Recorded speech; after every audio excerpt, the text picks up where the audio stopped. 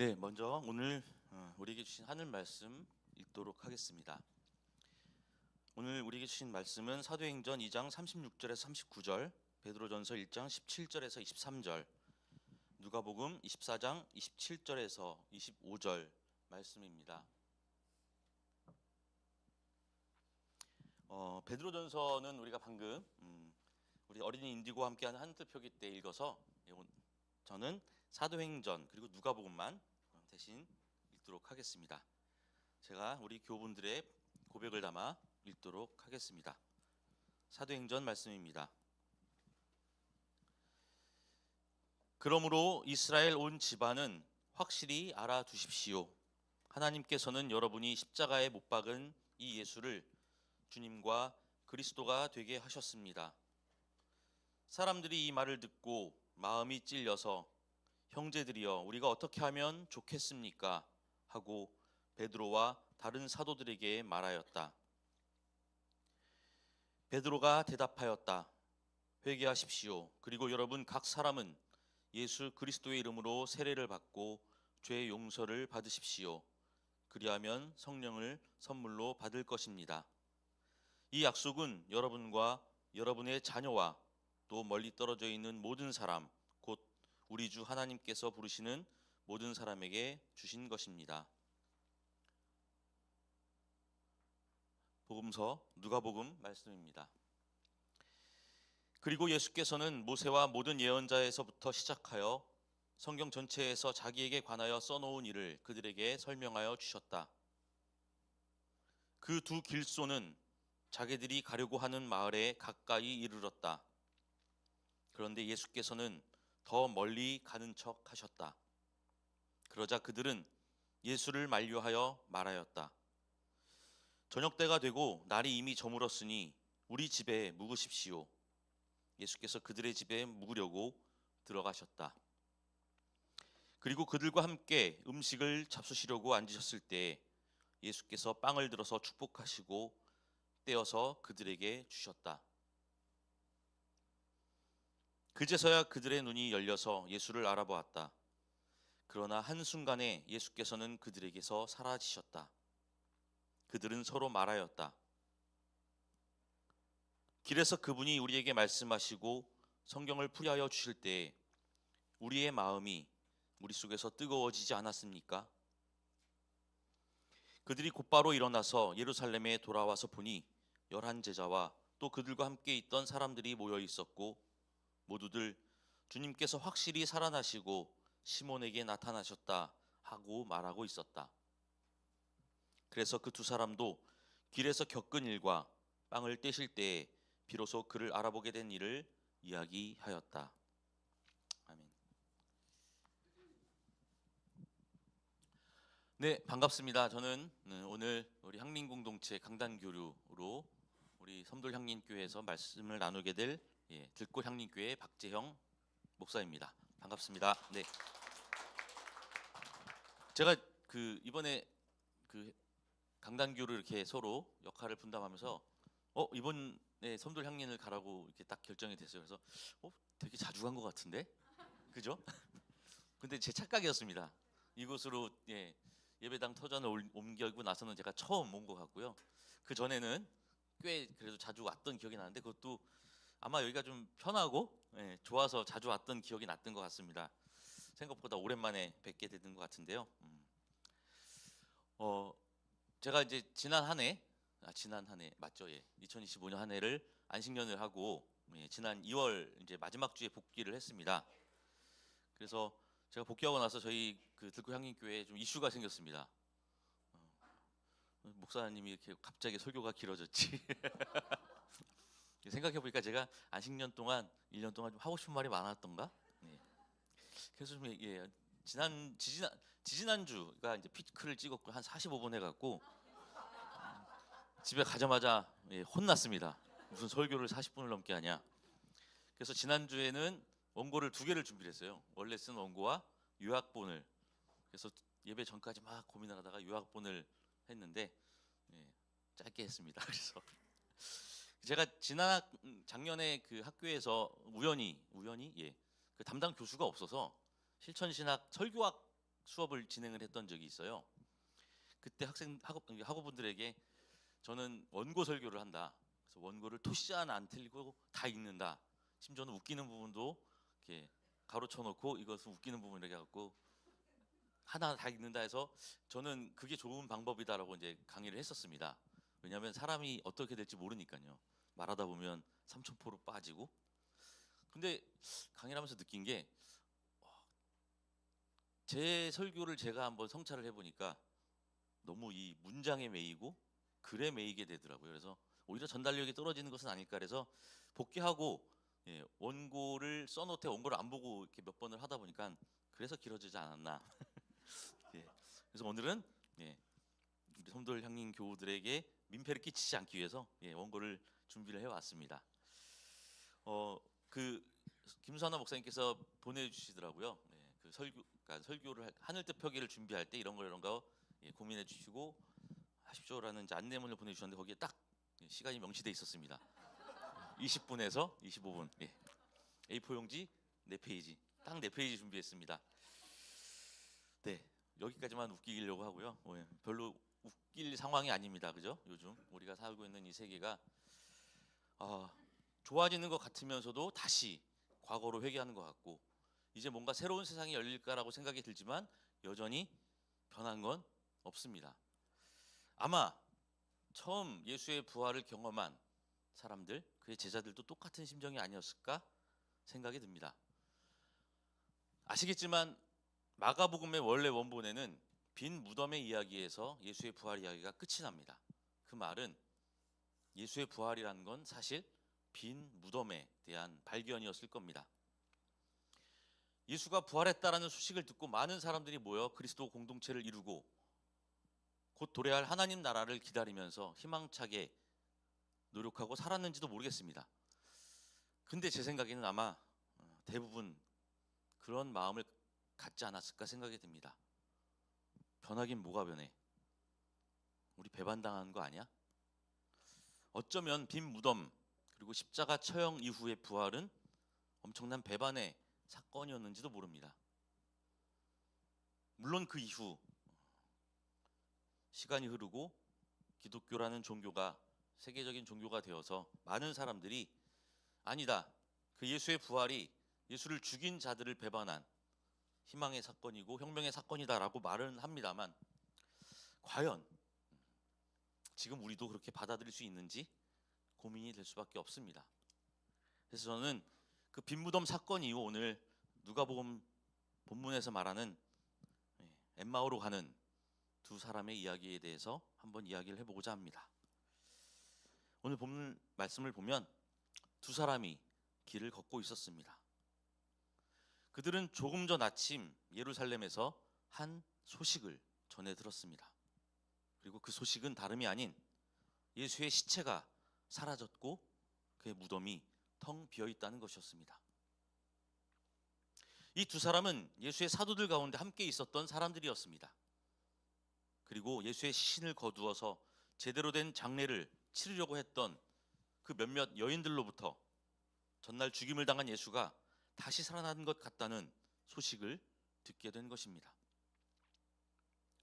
사실 예수의 부활에 관한 소식은 이미 그들 가운데서 예고되었던 것이었습니다. 여인들이 무덤 앞에 빛나는 그 흰옷을 입은 두 천사로부터 들었던 것처럼 그들 또한 예수에게서 줄곧 십자가의 죽음 이후 사흘 만에 다시 살아날 인자, 그 인자의 운명에 관해서 들어왔기 때문입니다.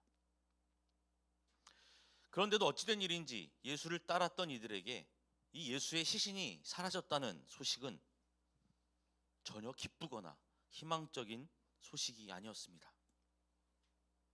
직접 빈 무덤을 확인했던 베드로와 아직 예루살렘에 남아있던 다른 제자들은 물론 지금 큰 삼심에 사로잡혀서 엠마오에 있는 고향 본가로 돌아가는 이 두 사람에게도 마찬가지였습니다. 오히려 그것은 두려움의 소식이었습니다. 이 두 사람은 도피의 길을 걸었던 것입니다. 터덜터덜 집으로 향하는 그 도피의 길을 걸으며 지난 며칠 동안 예수와 자신들에게 일어났던 일들에 관해 이야기하고 있었습니다. 이들은 과연 무슨 이야기를 주고받았을까요? 정말 예수께서 다시 살아나셨단 말인가? 그렇다면 그가 정말 그 예고되었던 인자, 그분이라는 말인가? 이렇게 서로에 대해 희망에 관해 질문을 던지고 얘기를 나눴을까요?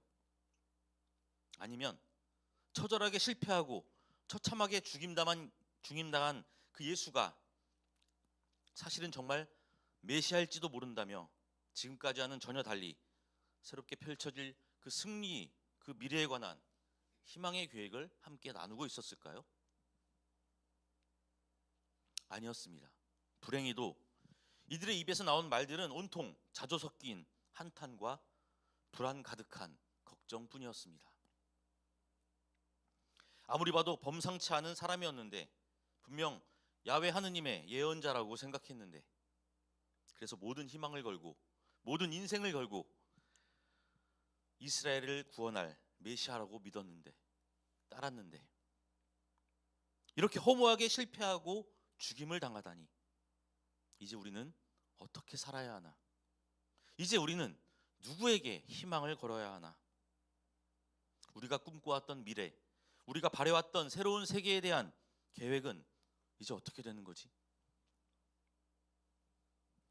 예수를 죽인 저 유대 지도자들과 대제사장들이 이제 우리마저도 노리고 있는 것은 아닌가? 예수를 죽인 저 로마 제국의 칼날이 이제 우리를 향하고 있는 것은 아닌가? 그 두려움 때문에 그들은 앞으로 그저 고향에서 몰래 숨죽여 죽은 듯이 살아야 한다라고 생각했는지도 모릅니다. 이처럼 두 사람은 엠마오로 향하는 그 길을 걸으며, 그 도피의 길을 걸으며 지난 실패에 대한 진한 아쉬움과 또 다가올 고난의 미래에 대한 깊은 두려움을 서로 나누고 있었습니다.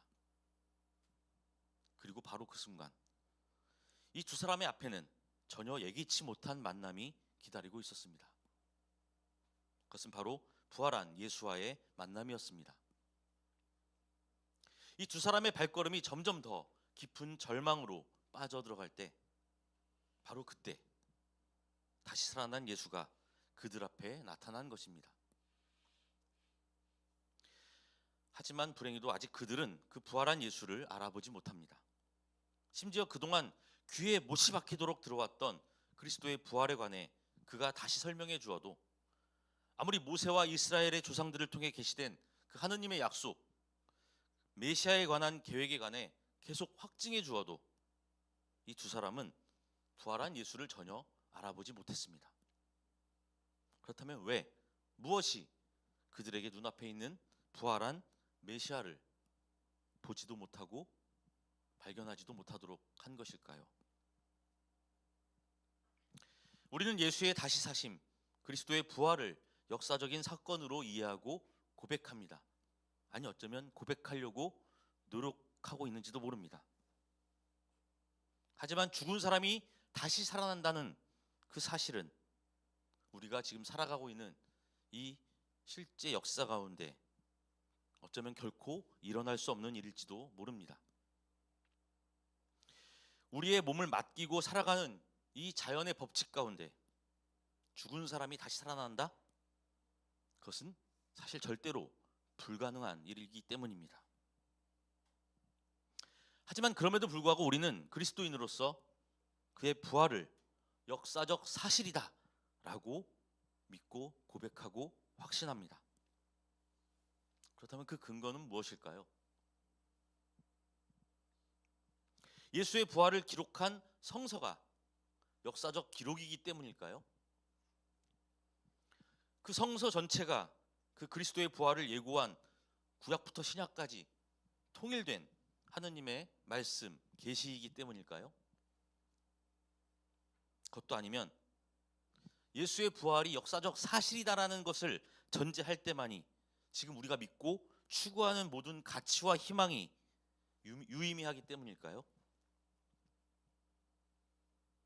예수가 부활한 것이 역사적 사실이어야만 우리도 죽음 이후의 부활을 꿈꿀 수 있기 때문일까요? 그렇다면 만약 예수의 부활이 역사적 사실이 아니라면 어떻게 될까요? 그것이 그저 그 죽음을 경험한 이들이 그 두려움과 절망을 극복해내기 위해 해석해낸 삶의 의미, 신앙의 재발견이라면 지금까지 지탱해온 우리의 믿음이 역사적 근거가 없는 완전한 허구가 되는 것일까요?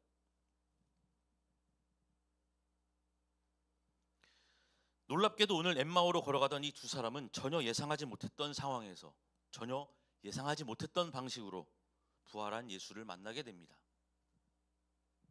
기록된 경전과 그 경전에 대한 확신으로부터가 아니라 삶의 나눔을 통해서 비로소 그들은 부활한 예수를 발견하고 부활 신앙에 눈을 뜨게 된 것입니다.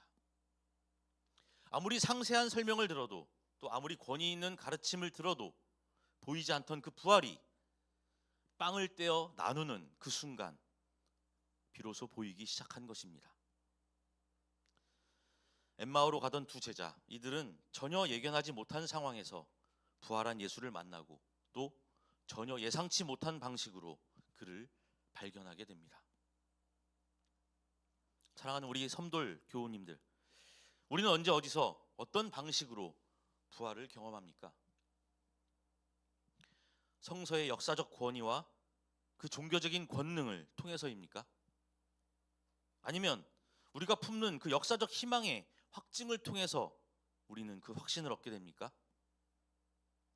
그것도 아니면 부활이 우리 존재, 우리 삶의 확실한 토대이며 목적이며 방향이어야만 한다는 그런 대의적인 당위를 통해서입니까? 부활이 역사적인 사실이 아니라면 우리의 신앙, 그 신앙을 토대로 가치와 의미를 갖게 되는 모든 우리의 삶의 조건과 목적이 흔들리기 때문에 그래서 우리는 부활은 역사적인 사실이어야 해 라고 우기는 것은 아닐까요? 바로 이것 때문에 우리가 믿는 것들은 역사적으로 다 증명이 되어야 하고 우리가 확신하는 것들은 모두 사실로 확증이 되어야 하는 것입니까?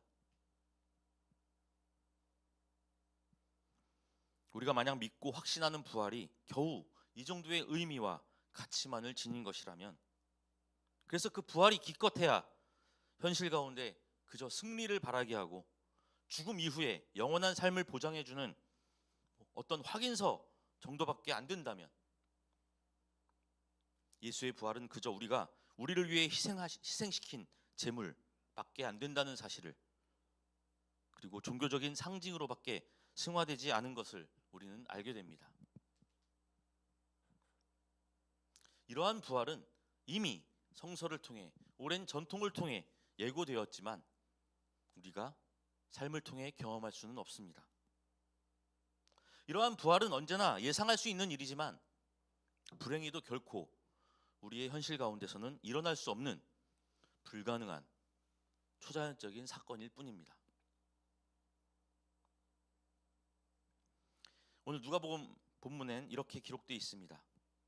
예수께서 빵을 들어서 축복하시고 떼어서 그들에게 주셨다. 그제서야 그들의 눈이 열려서 예수를 알아보았다. 그러나 한순간에 예수께서는 그들에게서 사라지셨다. 이처럼 부활은 예기치 못한 상황에서 경험한 순간 사실 우리 눈앞에서 다시 사라져버립니다. 그리고 그럼으로써 부활은 다시 우리를 예기치 못한 순간으로 내몰고 그곳에서 다시 계속해서 부활을 경험하도록 이끌고 있습니다. 예수께서 죽기 전날 제자들에게 나누었던 빵, 우리는 이 빵을 나눌 때마다 예수를 기억하고 그 죽음을 기억하라는 그의 전언이 부활 이후의 만남에서도 다시 등장하는 것을 보게 됩니다. 그리고 이것은 결코 우연이 아닙니다. 누가복음의 저자는 이를 통해 진정한 부활의 의미를 전하고자 한 것입니다.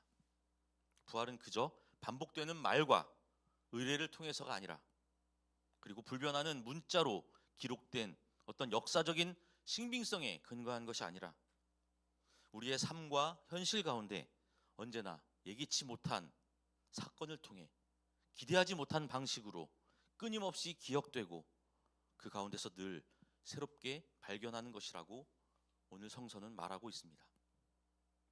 서로의 삶을 나누고 서로를 위해서 힘과 의지를 쏟아내는 그 순간을 통해 비로소 발견하는 것이, 너와 나를 통해, 우리를 통해, 서로를 통해 발견하는 것이 바로 부활이라고 말하고 있습니다. 부활의 경험, 그 발견은 그래서 언제나 우리의 예상을 뛰어넘습니다. 왜냐하면 그 부활을 바라고 확신하는 곳에서가 아니라 오히려 그 부활이 불길하고 불편한 곳에서 예기치 않게 경험되고 발견되기 때문입니다. 부활은 성령 강림절 베드로의 선포에서처럼 그 부활을 두려워하고 오히려 예수의 죽음에 책임을 갖는 이들 앞에서 비로소 선포되고 경험되는 것입니다. 우리의 역사와 이 현실에서처럼 그리스도의 부활은 한 노동자의 억울하고 한많은 죽음을 통해서 불의와 비인간화의 현실과 싸워 자신을 희생한 그 수많은 죽음들 가운데서, 국가폭력과 무책임 가운데서, 그리고 차별과 혐오의 시선 앞에서 안타깝게 쓰러져간 생명들을 가운데서 예기치 못하게 경험되고 발견되는 이 세계의 균열을 일으키는 사건입니다. 그리고 지금도 끊임없이 이 땅 가운데 그리스도의 현존을 드러내고자 스스로 성찰하며 하나님의 의와 사랑을 실현하기 위해 싸우고 연대하는 우리 참된 그리스도인들을 통해 증언되고 선포되는 것이 바로 우리의 삶의 도상 가운데서 경험하고 예기치 못하게 발견하는 예수의 부활일 것입니다.